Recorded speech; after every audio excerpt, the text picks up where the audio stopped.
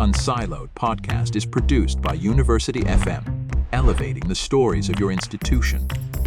Welcome to Unsiloed. This is Greg LeBlanc. I'm here today with Freek Vermeulen, who is a professor of strategy and entrepreneurship at London Business School, and also the author of a couple of very enjoyable books. The one most recent, although it has been a couple years, is this one called Breaking Bad Habits, Defy Industry Norms, and Reinvigorate Your Business. And then before this, it was one called Business Exposed, The Naked Truth about what really goes on in the world of business, which I think was a compilation of essays that you took from a blog that you had for a number of years. Is that right? Yeah, how would you know? That's true. So I had a page which was still then called Blog Pages on the Harvard Business Review website. And that's how it started, at least. That's true. Yeah. Well, look, I also teach courses on strategy and entrepreneurship, and I share your fascination with organizations. And I think you said somewhere in one of your books, you said you're frequently asked, like, why study organizations? And you said you have kind of a love-hate relationship with them. And, I think I do too, because, I was trained originally as an economist, and I think the more economics you know, I think the more difficult it is to understand organizations in a way, right? Because a lot of economists just have this assumption that they somehow function, smoothly and painlessly, and they kind of work everything out. And then when you start digging into them, you start seeing, oh my gosh, like there is so much dysfunctionality, and there's so much bizarre behavior, and there's so many bubbles and trends and things. I mean, it's kind of fascinating, but it's also kind of depressing in a way. I mean, why do you study organizations? Yeah. Now, actually, you immediately hit upon what is certainly for me a very fundamental point.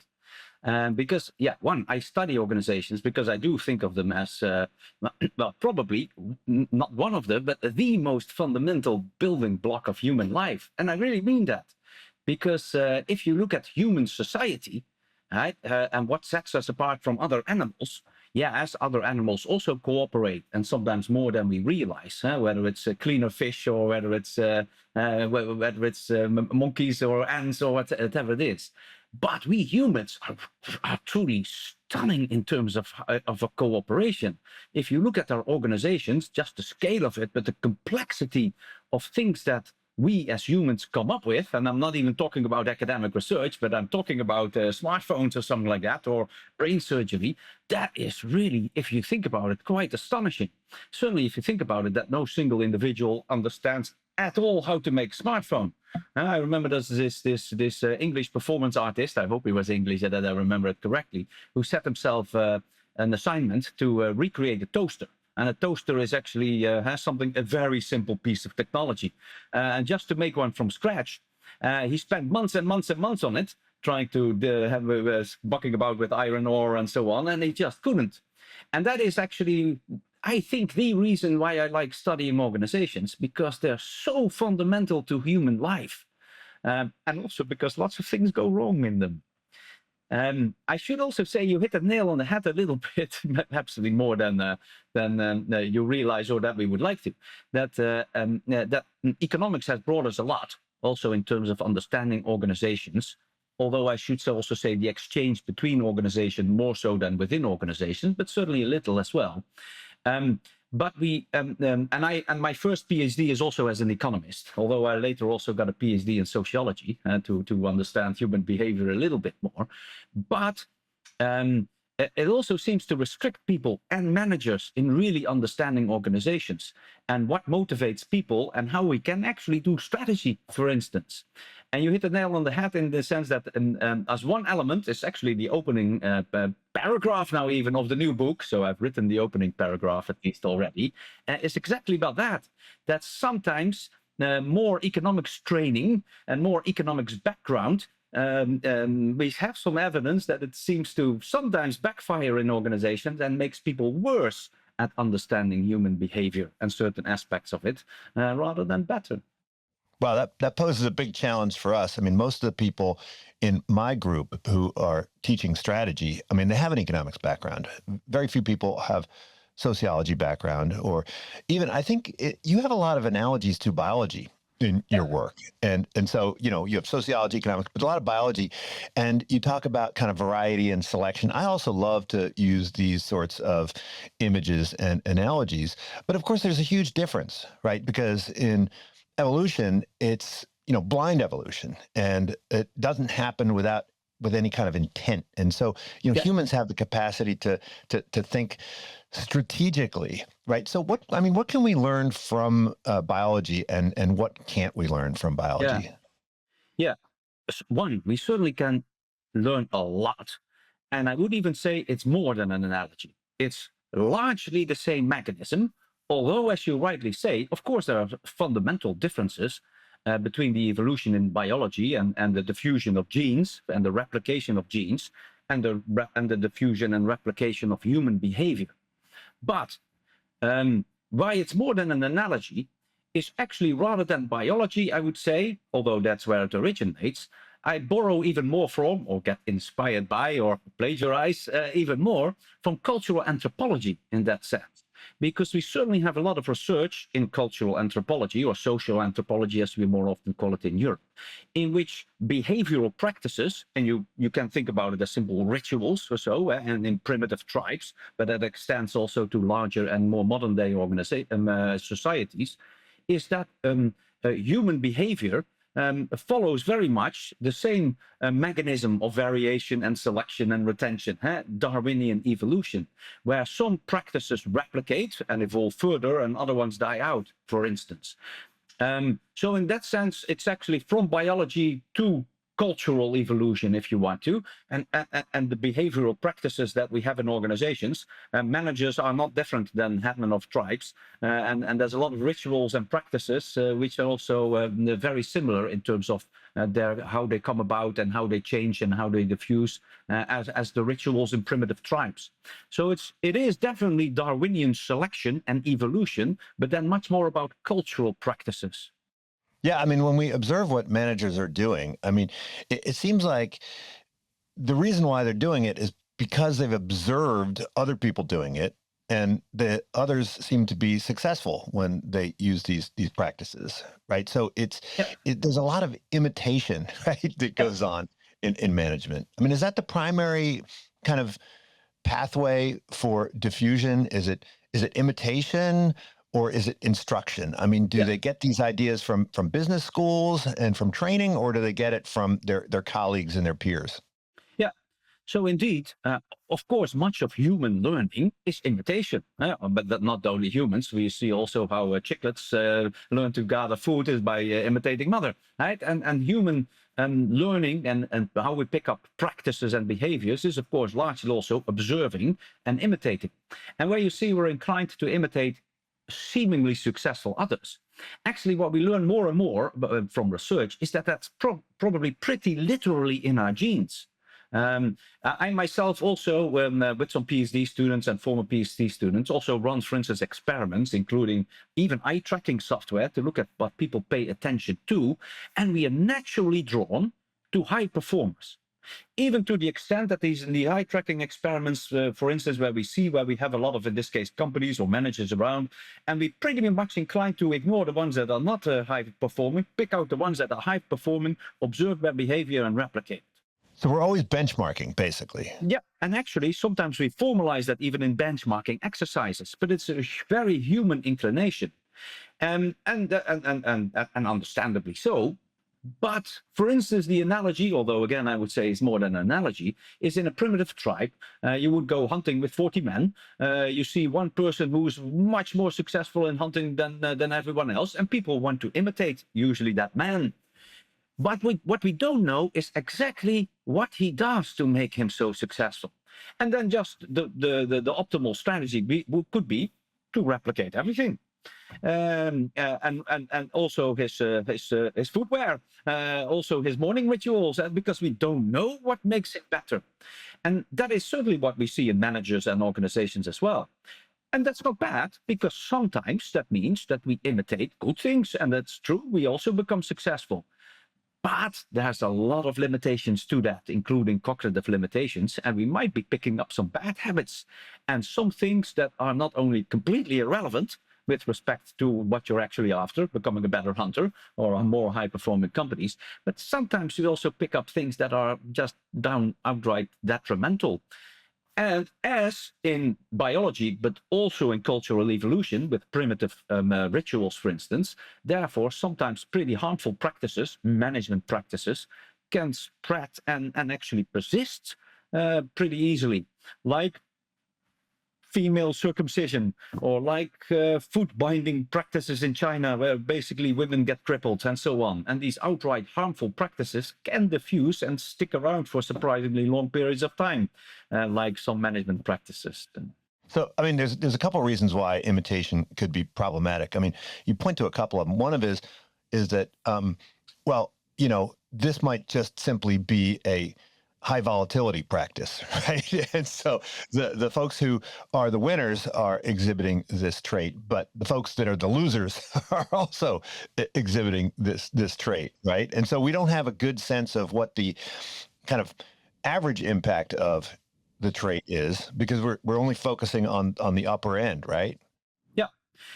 In fact, I have a quantitative large statistical project about exactly this, and it came about a little bit by accident, I have to say, because this was a project on the Chinese pharmaceutical industry, but you could say in the 90s or so, and in the early 2000s, when it got privatized and you really had volition and people started to have to make their own strategy and decisions. And the thing that I looked at with a then PhD student, Su Li, who's now a professor at the London School of Economics. But we looked at, indeed, what was in that country and era the winning strategy. What was a strategy that worked very well. And when we interviewed people in the industry, they basically all told us to say, well, doing your own product innovation, new drug development, that in hindsight was the winning strategy. But when we actually measured this on the population, and there's various ways in which you can innovate. You can not innovate, or you can outsource it to others, or you can buy innovations from hospitals or so, or you can do it yourself. We actually thought it was not true at all. Doing your own innovation, drug discovery, in that particular industry, in that particular point of time, on average, had a distinctly negative effect on your performance. But, exactly as you point out, it increased what we say variance. It was a very risky strategy. So on average, you would lose money, like in the casino. But if you would just look at the top 3% top performing companies, yeah, those were ones that happened to have done their own innovation and got lucky. So we saw exactly that. It's the very risky strategy that others started imitating because they thought that is the winning strategy. But it was just actually a not so good strategy with a few winners. And that is exactly what we also observe in human behavior in the lab. We replicated that, for instance, in the lab with these people with eye scanner software. They quickly dismiss everything except for the few top performers. They look at what do they have in common. That must be a good thing. We're going to do that as well. And that is rather misleading, because indeed our human brain is not necessarily capable and has not evolved to deal with 1,000 data points, for instance, and spot the average and the effects on variance and so on. So indeed, this inclination to just focus on and imitate top performers can make you end up doing harmful things. Well, it's like these folks who look at their news feed and they see someone who made a ton of money in crypto, and they're driving a Lambo, and they're like, oh, I got to do crypto. And, you know, of course, the people that lost all their money, for some reason, they don't post that on social media. But, you know, when I teach a course on behavioral finance, I talk about examples like that, and everybody understands, oh, yeah, those are dumbo retail investors, but surely the professionals don't do that. So when we look at managers, right, senior managers at big companies who are highly educated, like, why do they fall prey to some of these relatively simple, you know, decision flaws that you know, once you point them out, they're like, yeah, okay, that's kind of obvious. I mean, why is it? And this is a bigger question about decision making. You know, one would think that the more senior you become, the less prone you would be to, you know, decision biases, heuristics, you know, flaws, fallacies, and so forth. But it for some reason, it doesn't seem to, you know, disappear as you go higher up in the organization. No. Yeah, I think that is a justified observation, but with one that certainly doesn't have one cause. But And the first part of the answer is many of these behaviors are deeply human. As I said earlier, even to the extent that we are starting to find that they're associated with genes, our inclination to imitate successful others. So they're deeply human, and also top managers are sometimes, surprisingly human. And in that sense, they display the same type of behavior. And you see it, of course, also around us, people also imitating CEOs, but also as successful sports people. In Europe, for instance, Cristiano Ronaldo or so, football players, soccer players, that all of a sudden we want to be like him, and people starting to have the same sense of dress and the same shoes, although it's obviously that the hairstyle has nothing to do with the success as players. So that those are deeply human things. You also realize, I think, and that's what we could have good research on as well, although not necessarily by myself, is that top managers also go through a Darwinian process. And we call this tournament models, as you probably know, where you have to rise up through the ranks in an organization. And each promotion is a tournament. What we certainly know, and also that we have from, we see in research in cultural anthropology, by the way, as well, where there is research what sort of individuals are most likely to become the head of a tribe, where we observe highly similar things, is to say your chances of making it to the next level, what sort of variables determine your probability of making it to the next level, and hence eventually reach the top, are not necessarily the same traits that make you a good CEO and a good steward in the long term for an organization. There can be mismatches between these things. In a tribe, for instance, if you're a very combative individual and prone to a good fight or something like that, that may make you more likely to go through the tournament and become the head of a tribe, but it may make you also more likely to take your tribe on the warpath, which may not be so good for the survival. So the same things, the same characteristics that make people more likely to become CEO are not necessarily the same characteristics as that make them better as CEOs for organizations. And then, of course, we also see lots of things from social psychology. Yeah, once you're there in that position, people are prone to hubris. People are prone to overconfidence and escalation of commitment and these type of, again, very human things. And sometimes the risks of that are even greater in the top job than somewhere halfway. So there's lots of forces at play, and all of them are deeply human, I would say. And therefore, the CEOs are certainly not less prone to suffer from them. Well, another problem with imitation that you highlight is that we are more likely to imitate the things that are visible, right? And the stuff that's invisible, right? We can't really copy. And also we're more likely to copy the easy parts, right?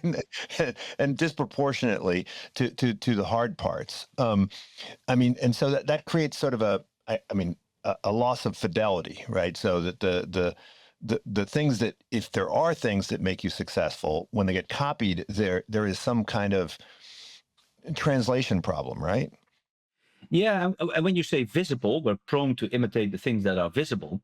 In organizations, that often implies, of course, measurable. Some things that are quantifiable, those are more visible to us, and we're more likely to act upon those. But also things that are in the short term, that you can observe in the short term, because often they're also more measurable. And clearly that plays a role. The things that get measured, which we see immediate effects, that often companies and managers are inclined to base their decisions on those rather than on the long-term consequences, which we often don't even see. Right? Not that we don't take them into account; it's ambiguous to us. Again, we see this in cultural anthropology as well. Maybe that's one of the most important variables why we sometimes see harmful cultural practices still diffuse and persist. And that is because in the short term, they do seem to lead to certain benefits, although they're much more harmful in the long term, and these harmful consequences outweigh the short-term ones. In one of the books, I give a rather gruesome example, which is actually a very famous example in cultural anthropology, of necro-cannibalism. And I won't elaborate too much. Some people might be The Fora people in Papua New Guinea, indeed. People might be listening to this over their lunch or something like that. But where indeed the Fora people, and this was a new practice that came into existence among the Fora people, where they basically started consuming their deceased relatives rather than burying them. And frankly, this sounds a bit morbid, but it was actually the case, that had some short-term benefits. And the short-term benefits was basically food. They weren't so hungry anymore. And famine was a bit of a problem among the Fora people. Now, why it was a very clearly harmful practice, although it continues to persist for decades and decades, is because in the long term, it led to a deadly nerve disease that they refer to as kuru, which is a variant of Creutzfeldt-Jakob, as we now know, and it killed thousands and thousands of them. But the point is, of course, they could see the short-term consequences of this gruesome practice. They weren't so hungry anymore.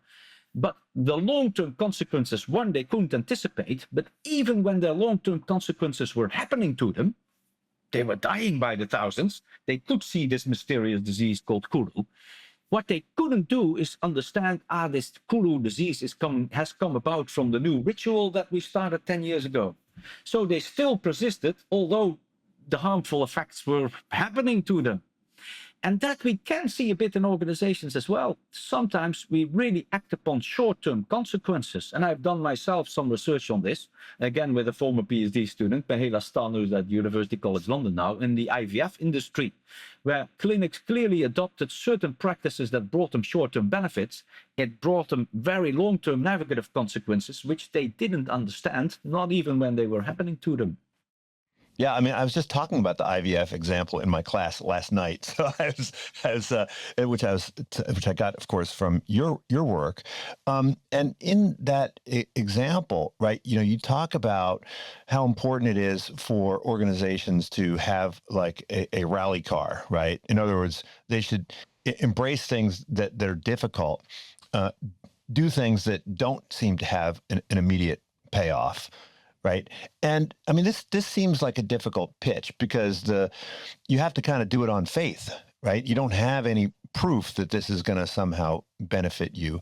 You talk about like why people prioritize metrics. There's like a quantification fetish in some ways. I mean, but that's in business schools, we emphasize that. We say, well, if you can't measure it, then, you can't change it. I mean, how do we get people to understand the proper scope of quantification or the proper methodology which they can use to evaluate the impact of different interventions? Yeah. So I sometimes indeed say that I have a love-hate relationships with numbers in strategy. And that's a bit for that reason. I'm a very quantitative researcher. I like to measure things. I like to gather evidence and statistical models rather than only cases and stories. But on the other hand, I'm familiar enough with numbers to also see their limitations and the seductiveness that it sometimes leads to, because every measure is going to be imperfect. It doesn't capture everything, and it's going to be imperfect. And therefore, indeed, a measure, you should never, and organizations are inclined to get into that, but you should never see the measure as the goal in itself. It's always just a bit of a tool. And just to relate that back to the IVF example, there it started with measures as well. So in the IVF industry, the measure that I'm talking about, which you then know, is that every clinic there measures their success rate, and partly also because that's mandated by the UK government. They have to measure and publish their success rate, which is, by the way, why we studied also that industry, because it's so nicely objective in IVF.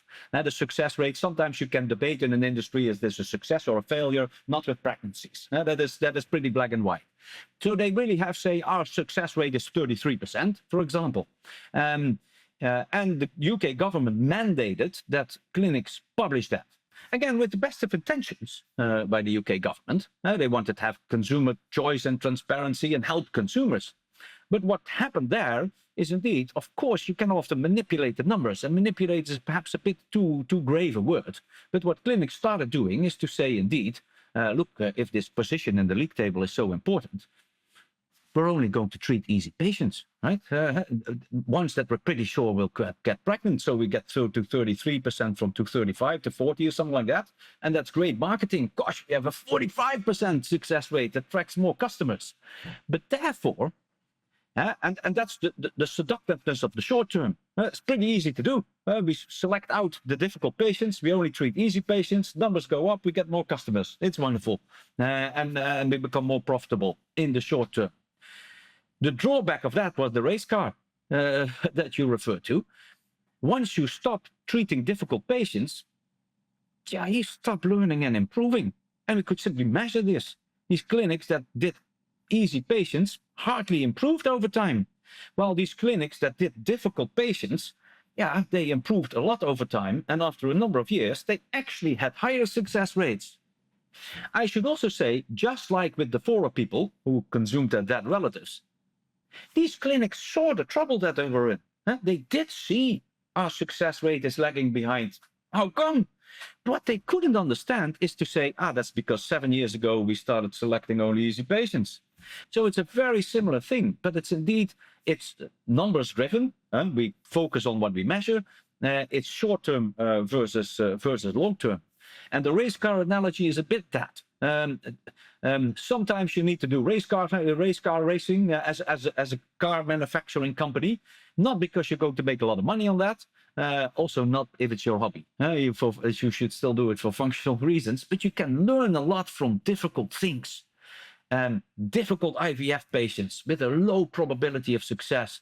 But we can start to experiment. We have to come up with new techniques. We have to get timings differently. We have to start talking to each other, embryologists, pharmacists, pharmacologists, and doctors, and so on. We start to cooperate better, and the organization as a whole can improve as a result, although they're difficult cases.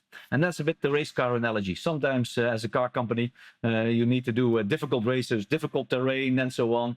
And you can learn a lot from that and innovate a lot, which you then can use in your more mundane car that I buy, for instance. Yeah. Well, I mean, I think those of us who are in quantitative fields would say, we just need to come up with a better metric, right?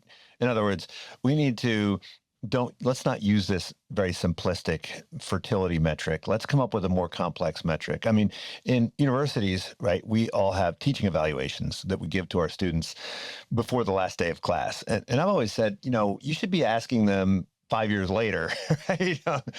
Because that might not be perfectly correlated. In fact, they might not really, they might find the class to be very difficult and challenging and unpleasant and uncomfortable, and then that might be the most valuable class that they get. So I say, hey, let's just add another metric. Let's come up with a 5 year later metric and use that one instead.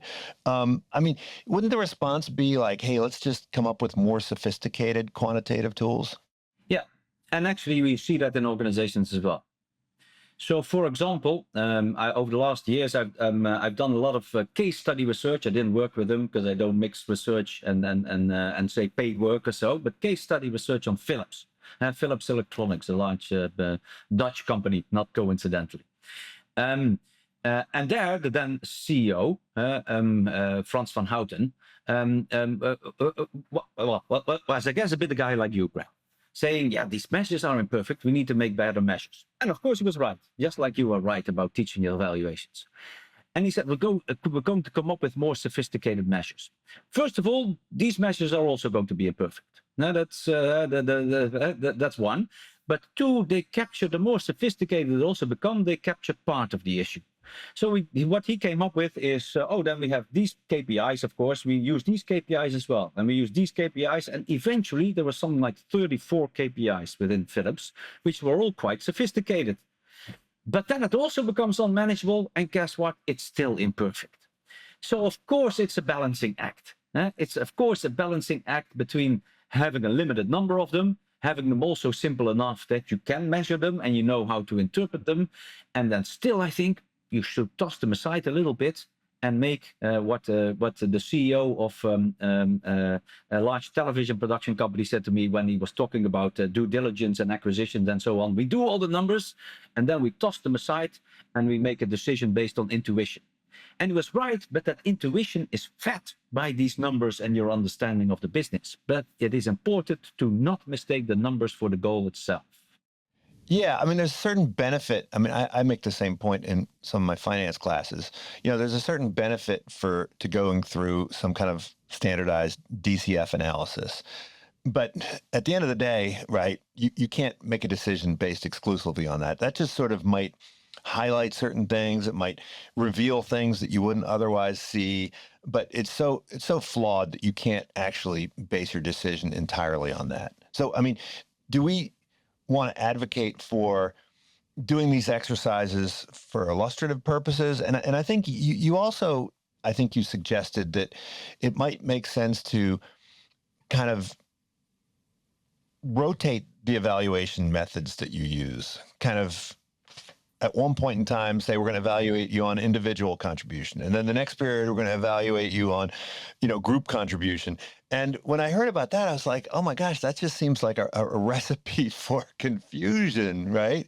But I think the point you make about, change for change's sake, I mean, this is a pretty powerful argument. Yeah. So a couple of things about this. So, and indeed, measuring and strategic planning and these type of things. I'm a big fan of Tolstoy, I have to say, among others, but a big fan of Tolstoy.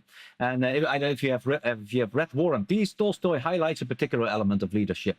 But he, for instance, also actually, it's one of the best strategy books I think I've read. Because he also says all these strategic plans that the forces make, the French forces entering Russia or vice versa, very detailed strategic plans. And then in the first 5 minutes of the battle, something happens and the plan goes out of the door. That is just all pretense, is what Tolstoy would say. Although to give Tolstoy a bit of credit, he even says, but it still serves some function. We have some confidence, some collective confidence or something like that. But although that I do think that part of it is true in reality and also in business strategy, you can make very detailed strategic plans, but something happens, a technology, a US election, new competitors showing up on the scene, something happens, and you can never plan everything. Strategic planning in that sense is not going to work out as you expected. But that's indeed no reason not to do it. And we do have research on this that really measures, again, companies that spend more time and effort on making strategy, although they end up doing something else, their strategic responses are usually better over time. They come out with better results and better strategy, although it's something different than they had planned for. And I think many people will have an intuition why that is, because the planning sort of prepares you for adequate responses to unexpected events and developments. So even if you end up doing something else, doing the exercise of thinking through strategy is still a useful thing. So that's also one element of it. And the element that you refer to, which does also have to do with metrics, which is indeed, change for change's sake, which is indeed a Harvard Business Review article I wrote a number of years ago already with my good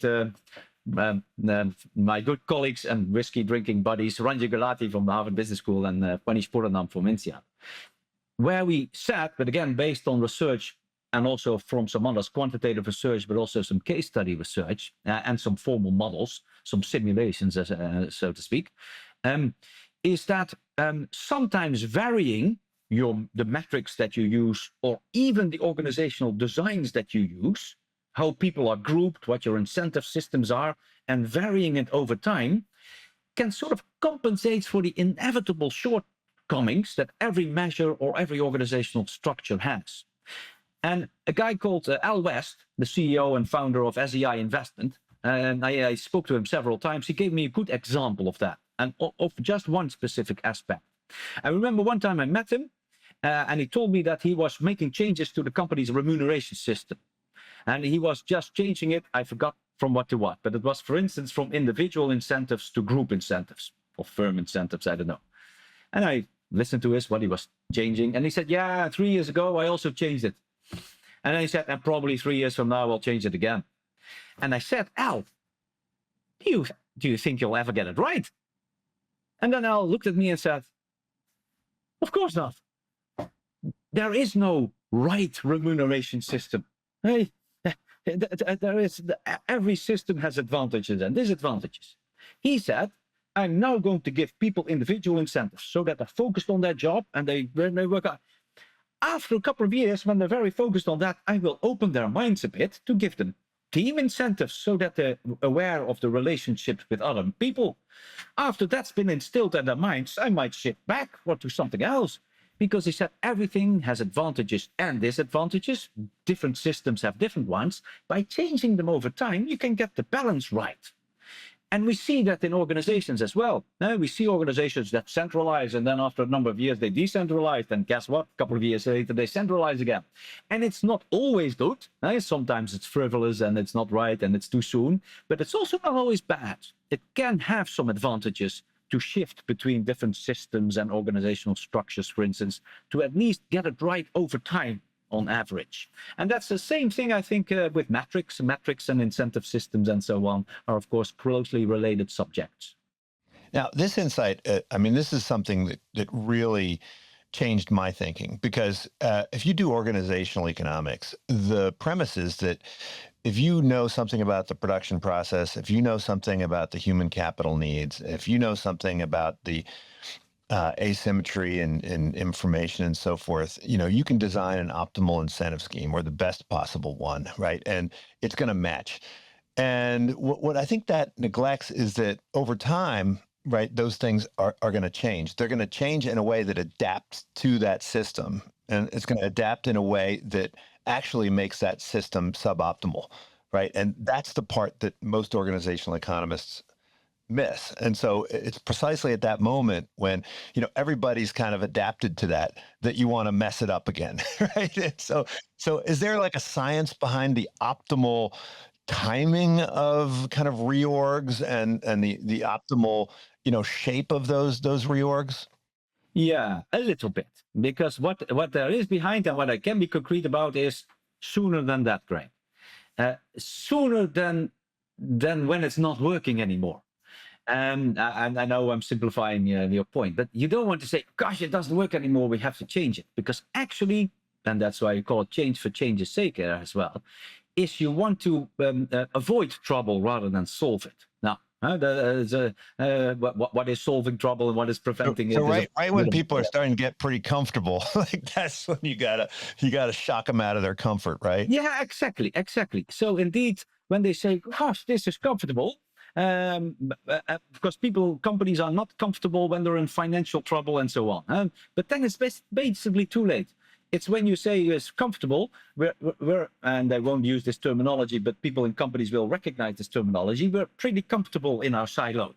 For instance, that is a good indicator sometimes when people start to complain a little bit about silos and we don't communicate outside our business unit or division or whatever it is, because indeed gradually over time, as many people in corporations know, organizations get siloed. And eventually that will lead to severe trouble. Now, you don't want to wait for the severe trouble and say, we have a financial crisis, let's get rid of the silos. You want to say, we're comfortable. Yeah, it is a bit siloed. That's the point that you want to change. Because if you wait for trouble, well, as we know from research, most companies don't make it out of these radical crisis-driven transformations. But it's certainly going to be a heck of a lot more costly. So it's indeed that gradually organizations change a bit over time.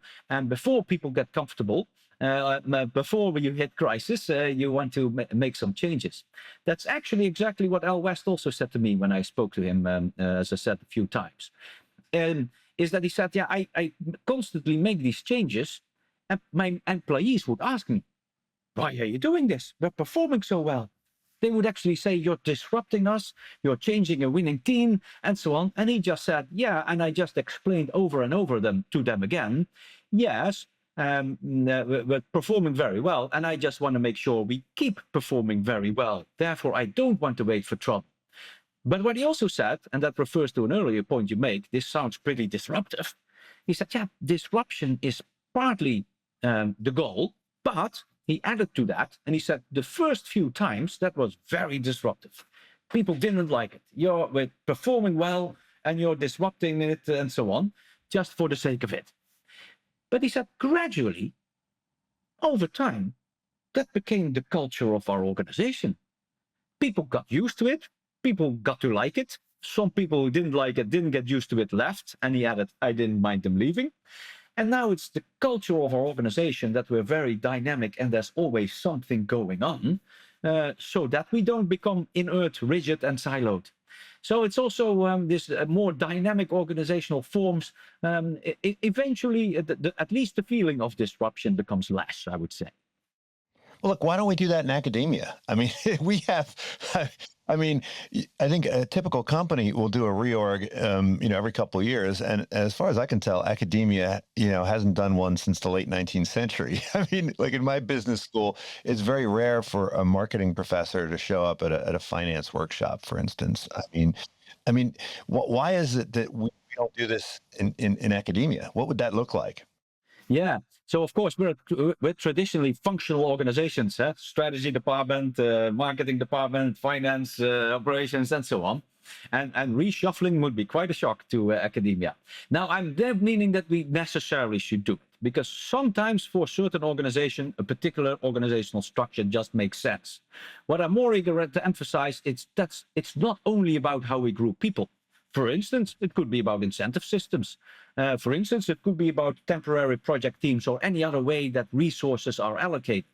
So it doesn't always have to be about reshuffling people, but it's certainly if you're in an organization that says we can't change anything, this is just the perfect and only possible organization for us, then I would be a bit skeptical, because of course you can.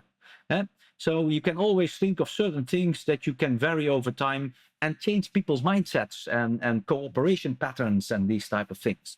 So at least do I think we could do something sometimes in academia, in business schools, and London Business School in specific? Yes, I do. All right. Well, I'll leave that to you and your dean. But another thing that I thought I saw in your work was that you went around to different organizations and asked people in the organization questions about their own organization. And you found that they knew remarkably little about their companies. And so they knew very little about the strategy, and they knew very little about the performance. And I mean, first of all, is this a problem, right? I mean, if you are responsible for your little silo and your little team, I mean, is it important that you understand all this stuff? And if it is, then why aren't people aware of it? I mean, isn't that part of the job? I know a lot of CEOs who say that they view their job as basically messengers, and they are supposed to go around and just repeat the same thing over and over and over and over and over again, right? So you'd think that everybody in the organization would kind of get the message. So why aren't they getting the message? Yeah. Yeah, so this research had that people know remarkably little about their organizations, even revenues or something like that, and all the way up to the executive, the C-suite, where people actually know very relatively little. And that's even research, you had it in the 70s and 80s already by Bill Starbuck at NYU or so. So in that sense, that's certainly no surprise. But it's also where I saw it in organizations, and sometimes where they know very little about even the strategy, what we're trying to do in this organization. And is that a problem? Yes, I would definitely say so. And that is also very much part of the new book that's already here, and just is for gradually, very slowly finding its way on paper. Is that it's going to sound awfully academic, and I'll get the elevator pitch better once I have the book. But first, one point is that one aspect, and certainly in my mind as well, is strategy is really what I call a collective cognitive construct. That sounds too academic, but what I mean is strategy is in the mind. It is a mindset, an understanding of what we're trying to work towards and trying to do as an organization. And it's collective because it has to be shared. It's a tool to cooperate, that we have a joint understanding of what we're actually trying to do and what we're not trying to do. And in that sense, if you walk into an organization and you ask in the cubicles or whatever it is and say, what's the company's strategy? And people really stare at you completely blank, that is also a problem because, and that's one other foundation stone in the hopefully book that's gradually finding its way on paper, is that strategy can not only be top down. And I've seen this also in Philips, where the CEO, Frans van Houten, also told me that's one of the things he has learned. Strategy can not only be top down, it has also to be bottom up, that people display initiative themselves in line with strategy. And this is how it relates to it being a collective cognitive construct and people knowing about the firm's strategy. A strategy is only a strategy if people do something different as a result of it in their daily job. If the C-suite changes the strategy, but everybody in the cubicles keeps doing the same thing, I'm sorry, you don't have a strategy. Yeah, you have a McKinsey PowerPoint deck, but you don't have a strategy. It's only a strategy if people do something different as a result of it. And one aspect of this is that can only happen if they know about it and if they understand it. And that places a big onus on how you communicate it, how you put that in people's mind or so. So if I walk into an organization and people really have a blank stare or very different stories about what the company's strategy is, yes, I am convinced that is a problem. If I walk into a company, and I have done this indeed, for instance, with the company Hornby, who make little model trains, I would literally walk into the cubicles, people designing a locomotive, and say, what is the strategy? And they won't talk about it in any lots of detailed facets in finance or so, but they would tell me the cornerstones of that strategy and even why they were choices. In this particular example, for instance, this has always been a toy company, and they were going bankrupt. And they switched strategy, and they said, we're going to make no longer toys, we're going to make perfect scale models, not for children, but for adult collectors. And it's going to be well because it builds on our valuable brand names that these adults still remind from their childhood. It's about nostalgia. And it struck me. People really designing the wheels of locomotives and cubicles would tell me that, but they would also tell me the logic behind it. Because they would say, children is a very competitive segment. They switch easily. The margins are low. Adults, our valuable brand names are valuable with adults. They don't switch. They would tell me the rudimentary logic behind these choices. And I do think you know that need that in an organization, because people adapt their work to their notion of strategy. They started designing the locomotives differently as a result of it, for example. So in that sense, do people have to know about your strategy? Yes. Yeah, but I think that most people, it's not just that they don't know what the strategy is. I think that most people don't know what strategy is, right? So even senior executives, if you ask them what their strategy is, oftentimes they'll say, our strategy is to grow. Our strategy is to, make money. And it reminded me of this old clip with Michael Porter, where he said, that's not strategy. And I mean, there are senior executives that still have this kind of view of strategy that's not strategy, right? Yes, certainly partly so. So one, I noticed it even in my own organization, that's also CEOs and senior executives all often seem to mistake strategy for some abstract esoteric statements. And strategy is very concrete, I think, in terms of what you want to do and what you don't want to do. It's a logical set of choices that also is equally clear about what it excludes.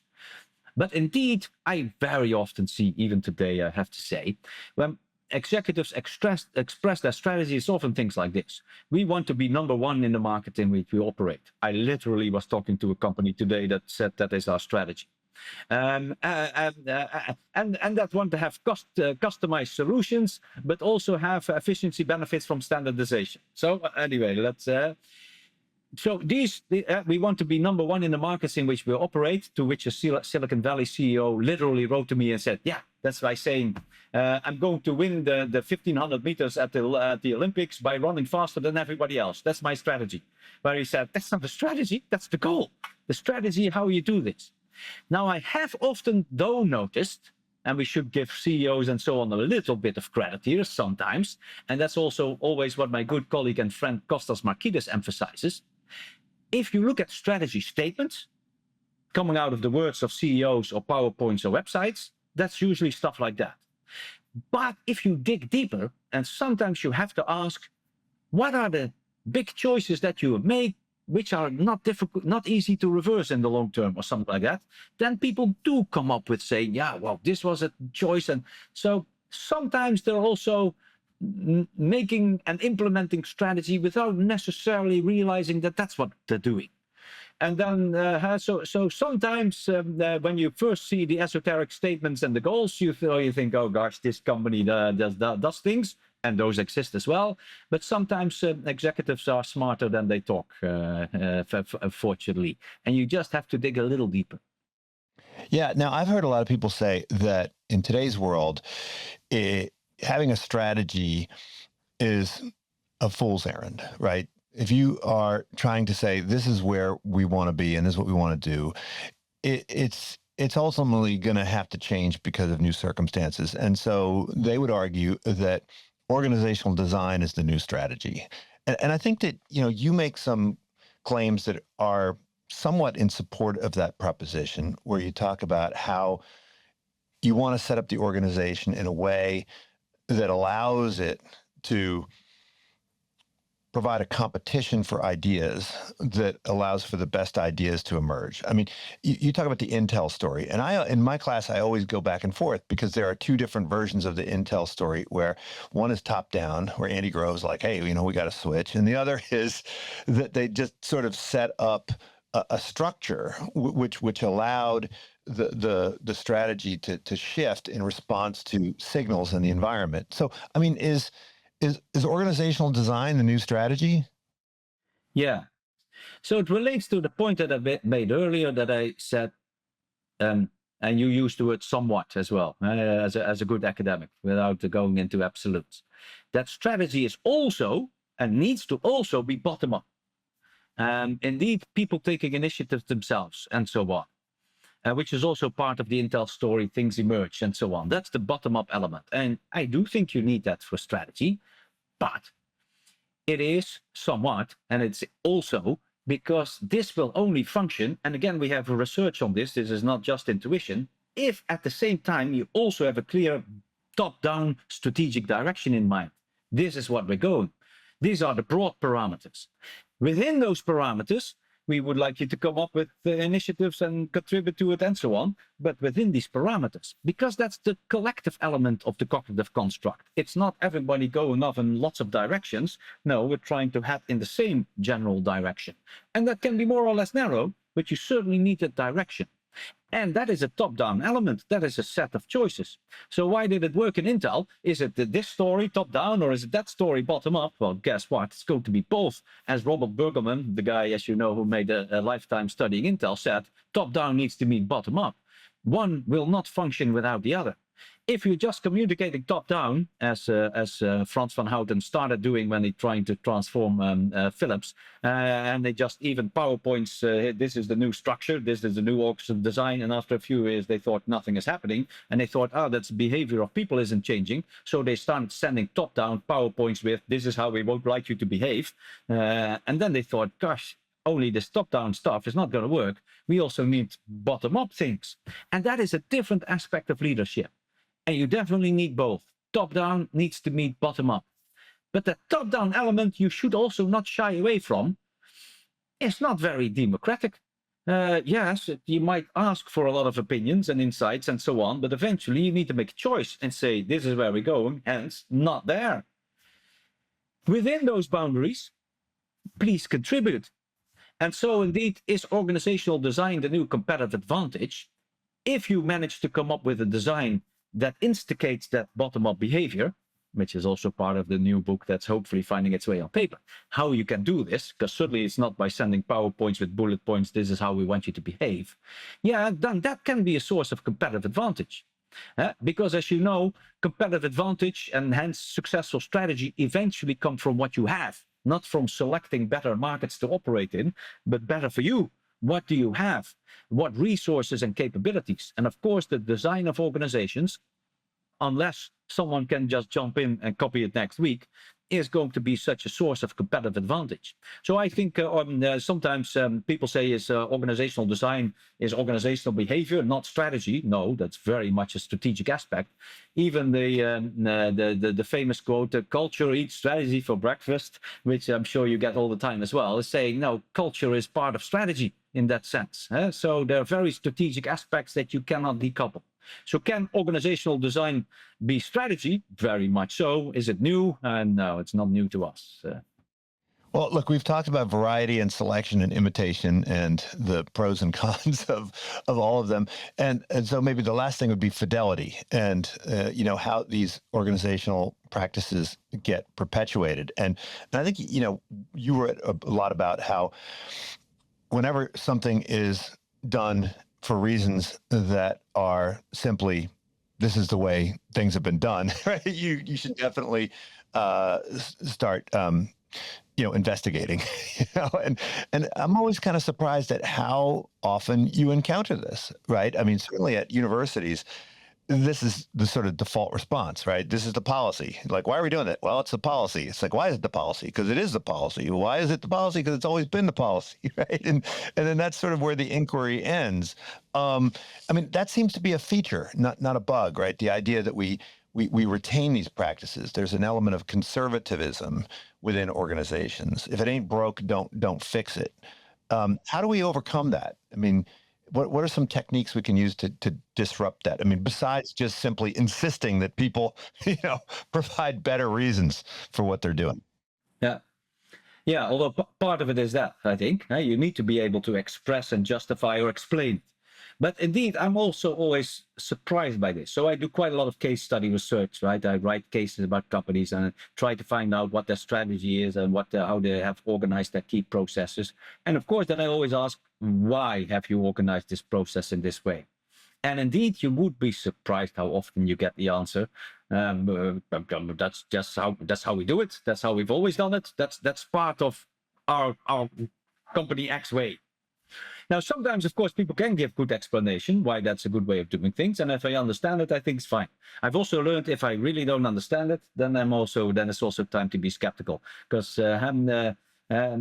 if you can't explain it properly to me, I'm not smarter than other people. But if you really cannot explain it to someone who does study organizations, who is looking around there for a long time about a key process, why is this a better way to do things, you have to become a bit skeptical. And certainly if they say eventually irritated, that's just how we do it. That's how we've always done it. Because that's a good symptom often that this is a practice that has been about for a long time, that has been passed from one generation to another, without people realizing anymore why that is the case. And that's not always bad. Because that's how we learn, that's how organizations learn. We don't reinvent the wheel. We figured out that this is the best way to run the process. It's only a problem when circumstances have changed. And of course, that happens all the time, right? Technologies change, customer preferences change, regulations change, and so on. And we do know in organizations that they sometimes carry on practices doing in a certain way, although circumstances have changed. There's this famous example that in the Second World War, a cannon, or was the First World War, one of those, where there were 8 people in the UK army manning the cannon, and 2 of them didn't do anything rather than stand like this. And it turned out that that was a leftover practice from the time that the cannon was transported by horses. And 2 people had to hold the horses while the cannon was being fired, otherwise they would run off. And then once they had abolished horses and had trucks, then there were still people, because the teams manning the cannon were 8 people.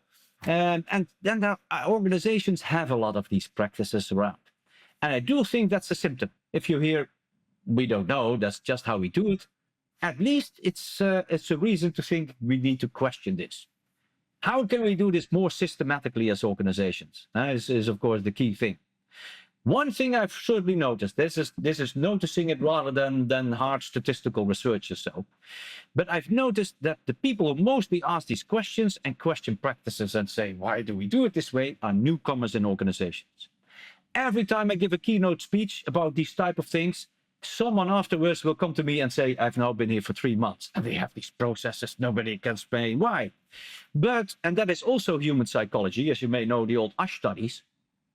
We tend to dismiss the opinions of individuals. This is one lone voice complaining about it. This is just this newcomer. What I do think organizations would do well of is to do this more systematically. That's a good task for the HR department. Newcomers into an organization between months 3 and 9 or whatever it is, we gather them around and we say, what are practices that you have observed are outdated? Because once there is more voices questioning a certain practice, then certainly organizations and humans do start to pay attention. Doesn't have to be a majority, but as long as it's not lone voices. As soon as there are 3, 5 newcomers saying this practice really doesn't make any sense anymore, that is a very valuable source of information that you can tap into for organizational renewal, and ones that I do not see organizations make sufficient use of. And it is clearly something we could do better in organizations. Yeah, I mean, every time there's a new administrator, I find I can have these wonderful conversations with them about all the things that need to happen and all the things that we need to change. And then, usually within a year, if they haven't left the organization, they've just sort of they become less interesting to talk to, because now they're like, well, okay, now this is the way things are done. They just sort of, get absorbed into the system. But look, last question I have for you. You're in the business of teaching future business leaders and some current business leaders, and I always wonder whether the things that we're teaching are actually the things that people need to know, right? I mean, we spend an awful lot of time teaching discounted cash flow and stuff like that, EOQ models, and that's great. But it seems like organizational design, organizational behavior, these are things that we kind of don't spend as much time teaching, and yet they seem to be pretty critical. You talked about how persuasion happens in organizations. I mean, obviously experimentation is an important thing that you need to know how to do, but also these like framing contests, right? Understanding how to persuade by kind of showing people what the future might look like. Are we equipping our MBA students with the right set of tools that they need to become successful leaders? Yeah. Yeah, it also goes back to a bit to the very first point that I started with, to saying that there's a lot, as strategy, as you know, comes from economics. The field of strategy has emerged from economics, and economics has brought us a lot. And economics explains a lot about human behavior, also in organizations. So it's not wrong, also not the discounted cash flows, and so very important concept to understand for people. It's also more of a mindset rather than being able to do the calculations and understanding of these types of things. Very important, and we shouldn't throw out the baby with the bathwater. Important stuff. But it has its limitations. For instance, these are experiments that I'm running at the same time, but follow-up experiments by other colleagues that show that indeed there's a particular, to give an example, a particular project published in the Journal of Management Science, by the way, if you're interested, where in a company there was an intervention, and there was a real good experiment with a control group and so on, where they wanted to reduce sick leave. That was 9 days a year on average. They wanted to see if they can bring it down with financial incentives. And it's very simple. If you don't call in sick, every quarter you get a bonus. The interesting finding is, and I see you're smiling, so you may see this one coming, but you're one of the few, is that actually sick leave went up very significantly. It became 14 days after this financial incentives. As an economist, you're very surprised. You give people money not to do it, and then they do more of it. So that's the first surprising finding. And as you probably know, has to do with social norms. All of a sudden it becomes acceptable to call in a sickie if you don't feel go. Well, of course, you're paying for it. But that's not my research, that's published research. What I have been doing, albeit informally, and I'm now formalizing in an experiment, I noticed in my keynote speeches that I would tell them about this experiment, and I would ask a room, indeed with 200 senior executives, for an estimate. I would explain to them the study, and I say, it was 9 days. These are the financial incentives. What do you think it will be after this? The estimates, usually about 40% say 9 days. The incentives have no influence. The other 60% thinks everything between 0 and 9 days. I've never had any senior manager in any audience that would say it goes up. And as I usually say to these people as well, that's not a problem if you're a baker or a butcher or a brain surgeon, but if you're a manager like you and your job is to manage people and human behavior in organization, that you don't even understand and can foresee the consequences of a simple intervention like this, that everybody gets it wrong, that's actually a problem. We have managers have a very partial understanding of human behavior. Namely the one that are used on financial incentives and so on. And this understanding about how behavioral mechanisms, including norms and so on, work, is something that we need to do better in business schools. The experiment I'm still running, and pretty much literally as we speak, although it's a PhD student running it, is indeed to see if people who have more managerial experience and more economics training get it more wrong.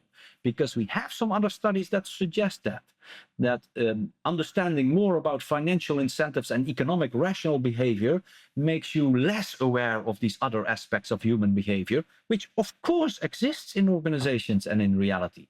So I don't think we necessarily are doing the wrong things in business schools. We need to do more things and have 4-year MBAs or so. That's the only solution. I think a 4-year MBA. I think most of the deans would be really keen to adopt that. It means doubling our revenue. So fantastic idea. Look, Freek, I love the work. Thanks so much. I look forward to the results of this new research and the new book, and hope to chat to you again soon when that book comes out. Yeah, most definitely. Thank you for being at least an audience. I hope a captive audience. I'm always happy to come back and talk about my research, of course. Unsiloed podcast is produced by University FM, elevating the stories of your institution.